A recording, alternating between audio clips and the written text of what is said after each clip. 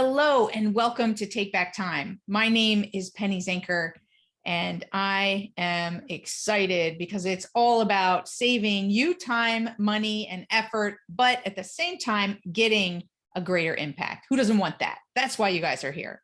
So today I'm excited to be talking about that with Buzz, Michael Buzinski. He's a lifelong entrepreneur, a digital marketing thought leader, an author, a chief marketing officer of BuzzWorthy integrated marketing. To keep things short and simple, he talks about simple as his digital marketing process. He's going to talk to us today about the rule of 26. And there's a lot more to say about Buzz, but I'm going to let him say it himself. So Buzz, welcome to the show. Thanks for having me, Penny. So, I introduced and I talked about this is all about working smarter. So, what is it that you're contributing to our audience for how they can work smarter? Well, I have had let's back up just a hair there. I've been working with businesses in their marketing for over 17 years, and I've been in marketing for over 30. And one of the things that I noticed over time was that the strategy part of digital marketing can be grueling to people because they don't know where to start. And digital marketing, has not been around very long, but it has created so many splinters of types of marketing that we can discuss. Back in the day, there was a newspaper or in a magazine. And then there became the radio, right? And it was just radio. You did radio ads, right? And then TV, and then you had TV ads. Then the internet created all these other things, social media. It's insane the number of channels. Oh my goodness. Insane, right? Social selling, you've got you things name like TikTok and right? It's just ever expanding. I hear what you're saying.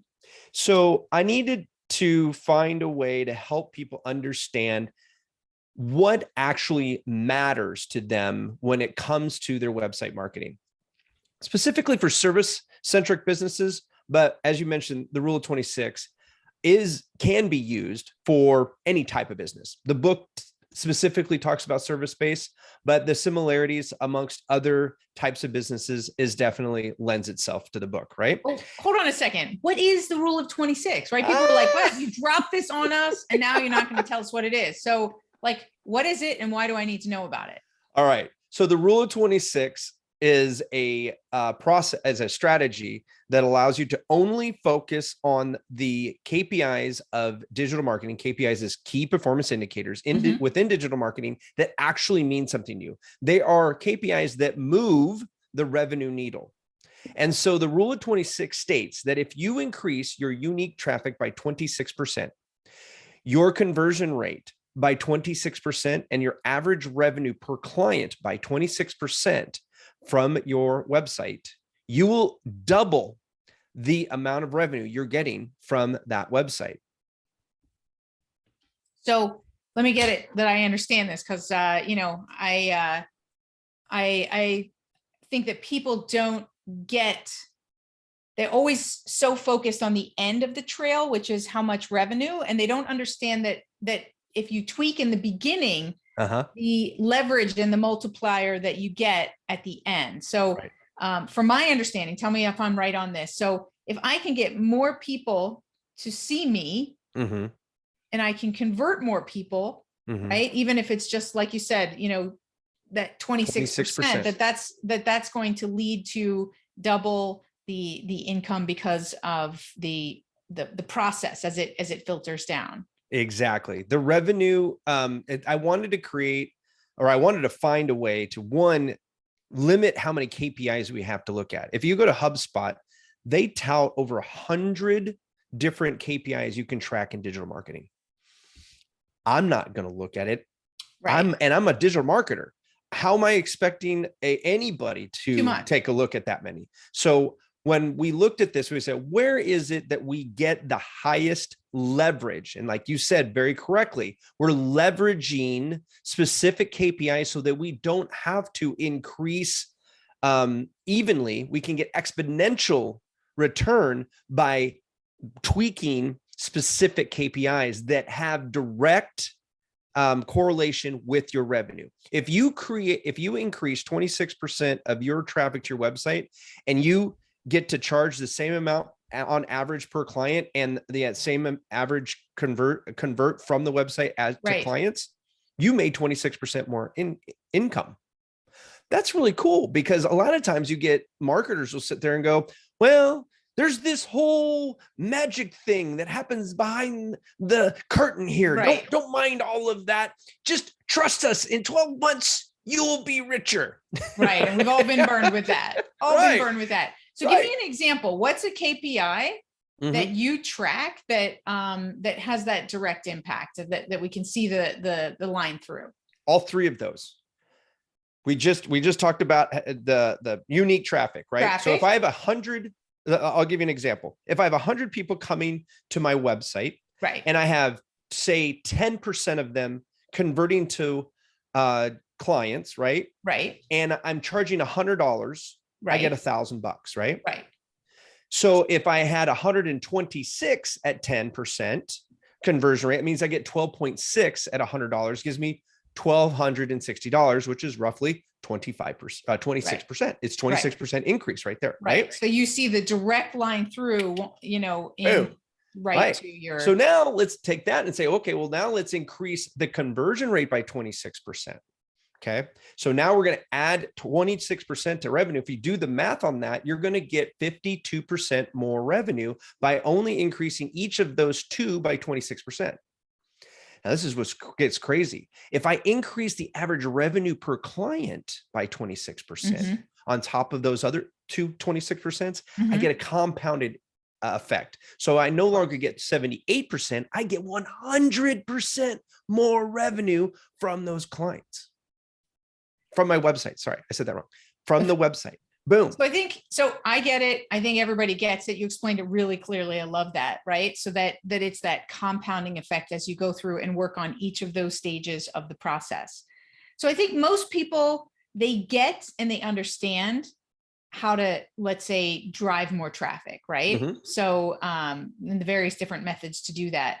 I'm a little bit more interested in, they're scratching their heads. Well, how do I get people to convert? Right. And I know how to raise my prices. So if you don't mind, I'd like to just spend a moment talking about the conversion, because I feel that that's one of the things that people don't spend any time or money on, because they're spending it on getting more traffic and they're not taking advantage of each of those. Sure. So give us some tips, with that in mind, that we can create that leverage from the conversion piece of it. Great. I actually want to go back to average revenue per client because it's directly correlated with your conversion rate. In that you don't necessarily have to raise your prices by 26% to get 20%, an average of 26% income. One of the things that we find is that attracting the right type of client without even touching your revenue, how much you're actually charging, can increase your average revenue per client by 26%, because not all clients are created equal. That's right. Right. And so if we can identify our perfect clients, our most profitable clients, the people who ask for the least amount of time for the most amount of revenue. So basically, the people that you have the highest impact with the least amount of effort, those are the most profitable clients for you. And they're also usually your happiest clients. If we can identify those people, we can have less clients. If we have less clients paying more, we've increased the average revenue per client, right? So once we've identified who that is, then we go back to that conversion rate optimization and we take a look at how we are talking to visitors on our site. One of the biggest— So that we're talking to those people specifically, because remember, you can make some of the people happy some of the time, right? But you cannot make all the people happy all the time, nor should you, because it's very unprofitable. Right. It wastes a lot of time trying to be everything to everyone. And I'm Unproductive. sure you've had plenty of people tell you that on this show before, but I'll say it again in marketing: market to who is most profitable to deal with. The people that you can't wait for them to call you. When you see their email in your inbox, you go, yes, what do they want? I'm ready to serve them. I'm happy to serve them. They get me. They pay me. They appreciate me. Those are the people we want to talk to. So when we look at websites, there are two things that most businesses fail to do. And this is why they have a low conversion rate. One is they talk about themselves. Now, as a service-based business, right? But we've been trained to do that, right? What does a brochure do? A brochure says, hey, we are so-and-so and we do blah, blah, blah. Here's what we do. What is a website? But we've been taught the website is an online brochure. So that's what you do, right? No, now with search marketing and inbound marketing, blogs, social media, all of that stuff, people are asking the internet questions. They're looking for answers to their problems, not your expertise, not your solution, not your accolades, their problem. People are selfish in this specific instance. They're looking for a solution to their pain. They're looking for a solution to their problem, or they're looking for a path to their dreams. Because that's the only two things you can do. You can solve a problem, right? Overcome an issue, right? Whether it be pain or a mathematical problem, or you're attaining a dream. I want to go on a vacation. I want to grow my hair back. I want to, whatever it is, right? I'm not going to touch that. I do it on purpose. So when we're talking, first we have to take the I's, the we's, and the us's out of our vernacular. Right. And the yous and the yours. And then we have to talk specifically to their pain, the perfect client's pain, not everybody's pain, just your perfect client's pain. Then we can propose a solution and then paint the picture of what it looks like when they apply this solution to their problem, so they can see how they're going to feel. What are they going to look like afterwards? And then, and only then, can you suggest that, hey, if you want to learn more, click here and we'll tell you about us. Mm-hmm. Right. They have to connect that you are the person who can solve their problem. And first, then they want to know how. They don't care how much you know until they know how much you care. Right. So if everything is about them, it doesn't matter who you are, right? They will eventually need to understand who you are and like and trust you. Yes, we get that, but that's not the first page at all. Some people, oh, you put that at the bottom. No, I put frequently asked questions at the bottom. Mm-hmm. About us can be up at the top in a link. Then you're giving permission. You have just been given a permission when they say about us or our team or any of those links. That's when they literally with their mouths asked, I want to hear about you. And then you can talk about you in relation to what you do for them. Right. It's not about your accolades. Yes, in certain professions, we have awards. If you're seeing a video here, you can see I have a couple of awards there too. And we all have them if we're good at what we do. Those are almost a given. People rather see what other people say about you, because I've met some award-winning gurus in my day who weren't worth anything. They're really good at getting awards, but do they create results? Right. Back in the day, I had this thing that says less prestige, more results. Right. Absolutely. Right. I think I have a t-shirt that says less talk, more action. Right. There you go. Don't talk about it, be about it. Right. So awesome. I love what you're saying. And I love the fact that you're delivering it in a very simple way that I think everybody here is listening to and is getting. So what's the biggest challenge? So now I know what to do, right? There's a lot more, but we only have a short show. No worries.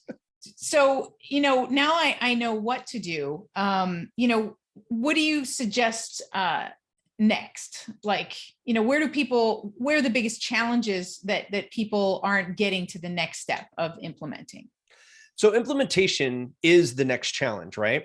And it's really because there's two types of people. There are people with more time than money and more money than time. For those entrepreneurs who have more time than money, they have to figure out what to do, right? The book is full of tactical objectives that you can handle on your own, okay? And there's opportunities to get help with any of them. Mhm. throughout the book. It's a short book. It's only 120 pages. And As we'll have the book practical link as we've been talking, on the show notes. We'll have the book link available for all of you. perfect. I wanted it to be practical. I wanted it to be things that people can do, but we also know that you're going to hit a ceiling of capabilities, right? Mhm. But if I can get you at least 20%, 26% more income now, and even 52%, and we just run out of steam at that last 26, that lever there, wow, you've just saved a lot of money. And oh my gosh, you're already making more money. Now we can afford that investment. Yeah. Then the flip side is finding somebody you like and trust, right, to do it for you, because you have more time than money. Your time is more valuable than the cash that you are willing to invest to get more money. Right. Which is just buying more time. Right. And that's where that whole dichotomy of time is money comes from. Right. And as entrepreneurs, we're so eager to spend our time, yet it is the one commodity we can't replace. We can always make more money. Right. So I see the biggest hurdle is in implementation and deciding whether you're going to do it yourself or you're going to find somebody to do it for you. Or in my case, we have done with you solutions that help people with maybe in that middle where they have some time and they have some money, but they don't have all the time, nor do they have all of the passion to learn a new skill, because marketing is a skill.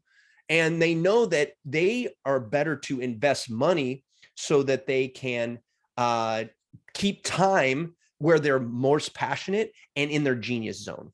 Yeah. I want to bring something up because it came up for me as one of the things that I've seen in working with clients is that, and I'm not sure this is a time or money. I mean, it is, but it requires your time is that they're not set up. They don't have their numbers. They don't even know, like there are a lot of companies and even bigger companies that you'd be surprised that they don't even know what their conversion rates are. So, if that's the case, right, then, do I start there or do I start somewhere else? Like, just so people understand that if they're not even in a place where they know what those are, then, they're not even in a place to measure it and see what kind of progress they're having. Should they chicken and the egg? Should they work on their systems and get that clear? Or should they start to implement and do the systems later? So in the book, I lay out very specifically that you have to know your numbers. You have no idea where you're going. You don't know what 26% looks like unless you know your numbers, right? Right. But nice thing is you can identify at least one of those numbers by opening up your QuickBooks, right? That's pretty easy, right? That we see this many people. This is our average revenue per client. So you're talking about like the average revenue per client, right? Per client. Yeah. And we lay that out. It's tricky though for some companies, right? Who may have multiple different products and variation of their products. Still, we keep it simple. We keep it simple. It says that's your average, right? Okay, good. That's your average. That's why we say average, right? Right. And I wanted to bring that up because people get caught up in those little details, right? Of, and then they don't get further because like, oh, we can't come up with that. It's too complex and we don't have the, which one do we take? Keep it simple. Just take the average across everything is what you're saying. And then I boil that down to a year. So you have a dentist who says, well, a new client to me is worth 8 to 15 years worth of revenue. Right. Right. And then it's how many patients per household. Right. So we say, okay, just take a look. Those are different statistics though. Lifetime value is different than your average revenue. Yes. Well, and average revenue per client is only based on what time period you're doing average revenue, because it could be average revenue per client per month. Average revenue client per quarter, per year, per decade, whatever that looks like. And then you have your lifetime, right? So what we say is, hey, listen, let's keep it in the year. So in the last 12 months, you've had X amount of clients and you've had X amount of revenue, right? Divide revenue by the amount of clients you've had. There's your average revenue per client. Simple. Done. There's one. Now you take a look at that and go, is that profitable? How many of those are profitable? All that good stuff. So that we talk about that in the book. Okay. Right. Then there's the conversion rate and the traffic. That's where we get into Google Analytics. It's one tool that will tell you both of those, plus a bunch of other stuff that you probably don't care about. But the two that we really want to know is conversion rate and their traffic. I literally give that service away. It's in the book there's a way to contact us to get that for absolutely free, because I don't think that entrepreneurs need to be spending time trying to learn how to do it, Right. nor should they need to spend money to do it. That is information is just crucial to your own business. And I have a mission of obliterating entrepreneurial poverty. And to do that, I need to arm entrepreneurs with the knowledge they need to run their business right. Awesome. I love that. I love that. Listen, we could talk all day. But unfortunately, we have a limited time frame today, and perhaps I'll have you come back and we dive a little deeper into some other issues. Love it. But before we end the show, I just want to ask you a couple of quick tips here. So first thing is, how do you define productivity and why? So, okay, I've had my business for 17 years. And so to give you a little bit of background, I actually reorganized my business after 15 years. And because I basically grew my company broke. Okay. I did. I was making we were having multi 7-figure revenue years, and I wasn't paying myself 6 figures to myself. Right. So you focus on growth and not profitability is what I'm hearing. Exactly. Right. And I was also looking at growth, not scale. So when we talk about productivity, I always look at leveraging and scaling, because that is where we can see productivity, right? To do more is not necessarily to get more, right? Right. You have that at some point, you have that point of diminishing returns, right? Absolutely. I always look at it, it's like, okay, if I give 20%, that's great. But if I can get 40%, does that mean I start getting 50, 60% out? That right there is productivity. Staying inside my zone of genius is productivity, because I can get a lot more done and be a lot more, again, and leverage my talents if I can stay into that zone of genius. And that took me a long time to learn. But if people can look at their business as what you're doing right now, can it be defined on working in your business or on your business? Everything in your business is not as productive as on your business. Absolutely. I kind of talk about it with the 80-20 rule, is that you should be spending at least 20% of your time on your business, really strategizing, so that you're getting, 80% of the impact of that. So, obviously, depending on how many people you have in your staff and so forth, more time, more leverage and so forth. But that's a minimum. I find that a lot of entrepreneurs are not even spending that, right? So that's the minimum. And then the goal is to go all the way to 80. To 80, right? Exactly. Because that 80 you're getting 80 times 4, right? Exactly. It's not, you're not getting 80% of your time on strategy to get 20% more. You're getting 80% of your time to exponentially scale your business. Right. Because every 20% creates a leverage, right? So you're actually getting, I'm not so good at math. 16 times the output. Yeah, it's something like that, right? So 2 times 2 times 2 times 2. Yeah, that's it. 16 times. I think it's even more than that, because I think that there's a greiter leverage component to it. So you're right. Because I think it's more than 16. Yeah, it'd be 2 times 4 times 8. 2 times 4 times 8 times 8. Yep. Yeah, it would be. We have to get that out there. Let's put that in the show notes when we figure it out. It's big. So anyway, where can people reach you? Buzz, where can they, we're going to have everything in the show notes, but just give us a quick shout out of the best place to reach you. And great. Yeah. So real easy, ruleof26.com has all the information on the book. And then my company, BuzzWorthy Integrated Marketing, is at BuzzWorthy.biz. Awesome. Thank you so much for being here. Did I miss anything? Is there anything that I should have asked you that you want to quickly share, or? Oh, this is a great conversation. I hope everybody got a little bit of something out of it. I feel like we got some truth bombs in there. I'm sure they did. Absolutely. Well, thank you so much for being here. Thank you so much for having me, Penny. And thank you all for being here. Drop the mic. I mean, Buzz delivered, and he did it in a really simple way for you to understand there were a lot of bombs in there. Like, even just in that statement at the end that he said about that he grew his company broke, right? If you just think about, where your company is in diminishing returns and really focus on scale and leverage, and using this rule of 26 is a simple way to start yourself in that direction. So go ahead and get his book, get in touch with Buzz, see how he can support you, or do it on your own, get his book, whatever it is, shift that mindset, focus on profit and scale, and create that leverage in your business. My name is Penny Zenker, and this is Take Back Time. I'll see you in the next episode.